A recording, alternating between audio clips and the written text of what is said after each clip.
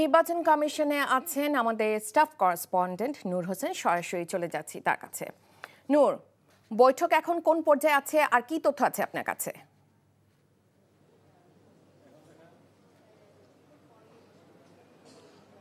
রায়কা, নির্বাচন কমিশন সুশীল সমাজের প্রতিনিধি যারা এসেছিলেন তাদের সঙ্গে যে সংলাপ করছেন সেটি সকালের মতো যে সংলাপটি হয়েছে সেটি শেষ হয়েছে। তারা সবাই বের হয়ে চলে গেছেন এবং বিকেলে অন্য আরও যারা রয়েছেন সুশীল সমাজ এবং শিক্ষাবিদদের সঙ্গে বিকেলে নির্বাচন কমিশনার, প্রধান নির্বাচন কমিশনার সহ অন্যান্যদের সঙ্গে বসবার কথা রয়েছে এবং সে আলোচনাটি করবেন।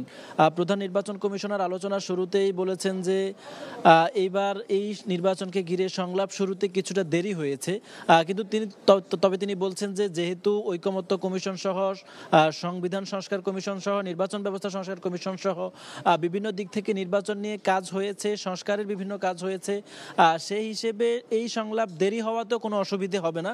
তারা মোটামুটি যে অল্প কিছু গ্যাপ রয়েছে সেগুলো যারা বিভিন্ন ধরনের জায়গায় কাজ করেন, গবেষণা করেন, তাদের কাছ থেকে পরামর্শ নিয়ে কাজ করবেন। তিনি যেটিতে জোর দেওয়ার চেষ্টা করেছেন সেটি হচ্ছে, তিনি বলেছেন যে আনুষ্ঠানিকতা নির্ভর শুধু দেখানোর জন্য, লোক দেখানোর জন্য কোনো ধরনের সংলাপ এবার তারা করবেন না।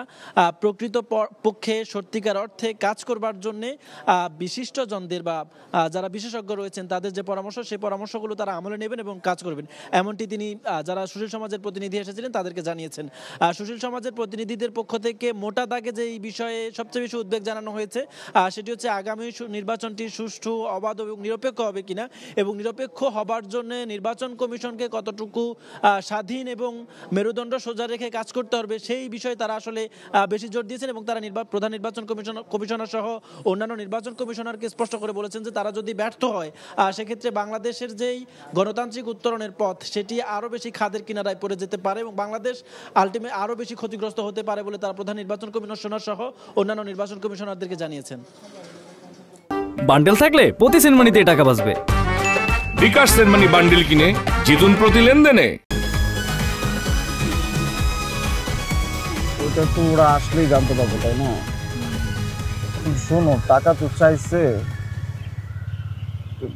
10,000 টাকার শর্ট আছে, বুঝছো? ধন্যবাদ। কত টাকা শর্ট পড়ছে সেটা বল। 10,000 টাকাই শর্ট আছে। আচ্ছা, সেটা মাথা ছুঁয়ে বলো। মাথা কি হলো? চুপ করে আসছো কেন?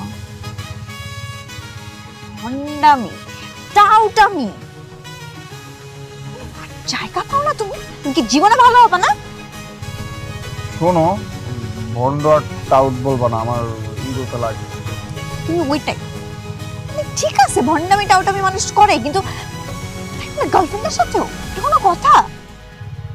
দেখো মিমি, আমি আগের থেকে অনেক লক্ষ্য হয়ে গেছি, ভালো হয়ে গেছি। পুরোপুরি হইতে পারি নাই, অর্ধেক ভালো তো 50% ভালো হয়ে গেছে। আগে যদি হইতো আমি তোমার থেকে 20,000 টাকা চাইতাম। চুপ।